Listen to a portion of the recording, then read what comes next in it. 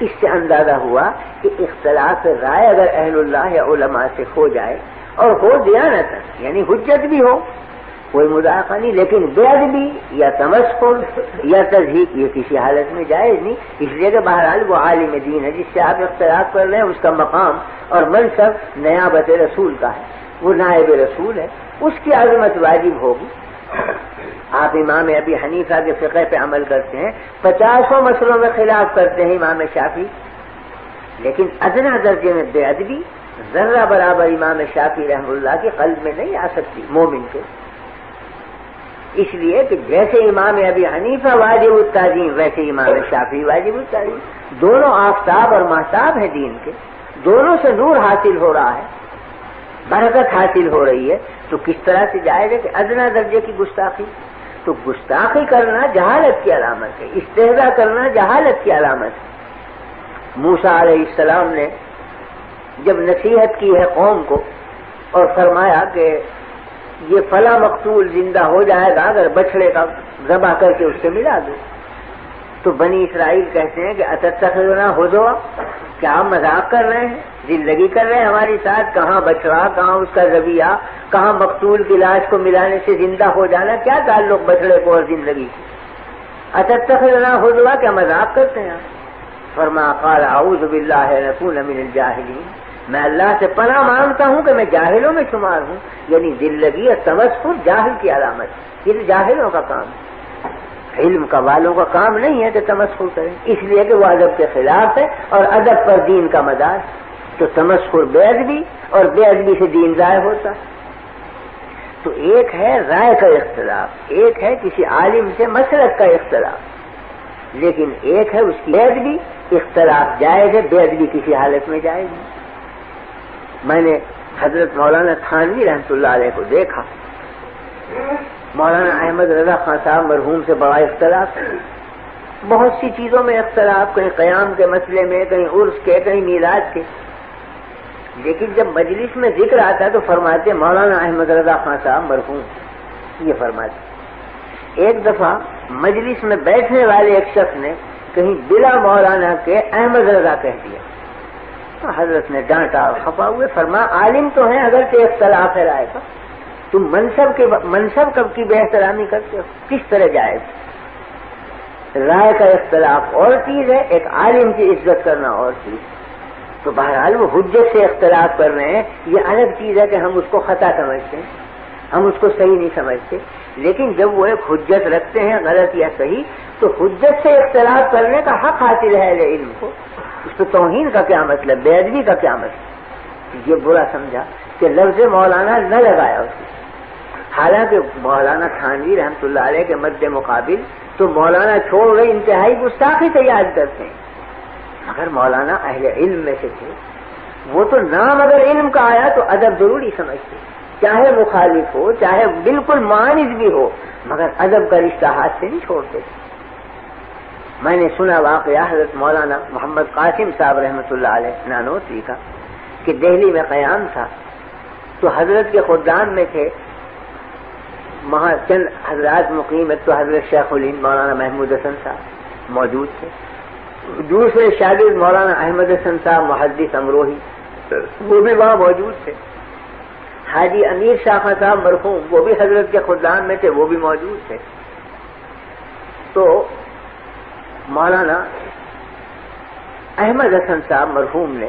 اپنے ہمجولیوں میں بیٹھ کر یہ فرمایا کہ بھائی دلی میں لال کنویں کی مسجد کے جو امام ہیں ان کی قرات بہت اچھی ہے، تو چلو کل صبح کی نماز ان کے پیچھے پڑھیں گے، قرآن شریف بہت اچھا پڑھیں۔ تو شیخ الہند رحمۃ اللہ علیہ نے غصے میں فرمایا کہ تمہیں شرم نہیں آتی بغیر، وہ ہمارے حضرت نانوتوی کی تکفیر کرتا ہے وہ امام، ہم اس کے پیچھے نماز پڑھیں گے،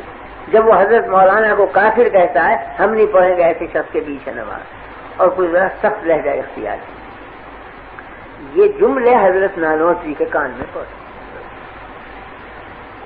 تو اگلے دن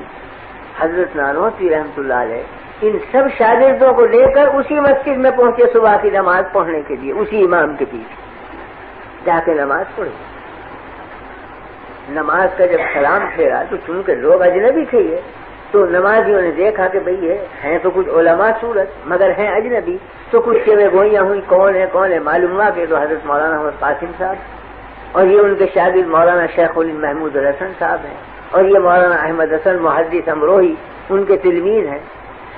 اب امام کو سخت حیرت ہوئی کہ میں تو انہیں رات دن کافر کہتا ہوں اور یہ نماز پڑھیں آج۔ تو خود بڑھے وہ امام اور کہا کہ حضرت میں آپ کی تکفیر کرتا تھا اور میں آج شرمندہ ہوں کہ آپ میرے پیچھے نماز پڑھیں حالانکہ میں نے آپ کو کافر کہا۔ فرمایا مجھے قدر ہے آپ کے کافر کہنے کی اور میں آپ کی اور زیادہ عزت بڑھ گئی میری نگاہ میں کیونکہ آپ نے کافر کہا مجھے۔ کیوں؟ اس واسطے کہ آپ کو یہ روایت پہنچی کہ میں توہین کرتا ہوں رسول اللہ صلی اللہ علیہ وسلم کی، تو آپ کی غیرت ایمانی کا یہی تقاضا تھا کہ آپ مجھے کافر کہیں۔ ہاں البتہ شکایت اتنی ہے کہ وہ روایت غلط پہنچی، روایت کی تحقیق کر لینی چاہیے تھی کہ میں نے کی بھی ہے توہین یا نہیں، لیکن بہرحال تکفیر کی بنا ہے توہین رسول، اور توہین رسول جو مسلمان سنے گا تکفیر واجب ہے کرنا، کہ وہ کافر کہے وہ دائرہ اسلام سے خارج ہو گیا جو توہین کرے نبی کریم صلی اللہ علیہ وسلم کی۔ تو فرمایا میرے دل میں قدر ہے آپ کی قوت ایمانی کی کہ آپ نے مجھے کافر کہا، اس لیے کہ آپ کو یہ خبر پہنچی کہ میں توہین رسول کرتا ہوں۔ ہاں شکایت اتنی ہے کہ آپ تحقیق کر لیتے کہ یہ خبر صحیح ہے یا غلط، تو میں عرض کرنے یہ آیا ہوں کہ یہ خبر غلط ہے اور میں خود اس شخص کو دائرہ اسلام سے خارج سمجھتا ہوں جو ادنا درجے میں بھی توہین کرے نبی کریم صلی اللہ علیہ وسلم کی۔ اور اگر آپ کو یقین نہ آئے اور آپ سمجھتے ہیں میں کافر ہوں، میں اب آپ کے ہاتھ پر اسلام قبول کرتا ہوں، اشہد ان لا الہ الا اللہ و اشہد ان محمد رسول اللہ۔ وہ امام قدموں میں گرا، بچھا جاتا ہے بیچارہ۔ تو بات صرف یہی تھی کہ ان حضرات کے دلوں میں تواضع للہ اور ادب مع اللہ اس درجہ بڑھا ہوا تھا کہ نفسانیت کا جیسے شائبہ نہ رہا ہو اور حقیقت کو سمجھتے کہ استہزاء یا تمسخر یا بے ادبی یہ تو بجائے خود ہے، بے قدری تک بھی نہیں کرتے تھے اپنے معاندوں کی، بلکہ صحیح محمل پر اتار کر یہ کہتے تھے کہ یہ جو ہمیں کافر کہتے ہیں یہ بھی ان کی قوت ایمانی کی دلیل۔ البتہ انہیں تحقیق کر لینی چاہیے کہ واقعی میں ہم توہین رسول کرتے ہیں یا نہیں، ہم معاذ اللہ دشمنان رسول ہیں یا دوستان رسول ہیں، اس کی تحقیق ان پر واجب تھی، بلا تحقیق سے حکم نہیں لگانا چاہیے۔ لیکن جو حکم لگایا وہ صحیح ہے کیونکہ توہین رسول کرنے والا کبھی اسلام میں باقی نہیں رہ سکتا۔ تو میرے عرض کرنے کا مطلب یہ تھا کہ تعدب اور ادب یہ بنیاد ہے دین کی، جس کو عارف رومی نے کہا ہے نا کہ الخدا خواہم توفیق ادب، بے ادب محروم مان فضل رب۔ ہم اللہ سے توفیق چاہتے ہیں ادب کی، کیونکہ بے ادب محروم ہوتا ہے فضل خداوندی سے۔ حق تعالی شان کے یہاں اس کا کوئی مقام نہیں ہے جو گستاخ اور بے ادب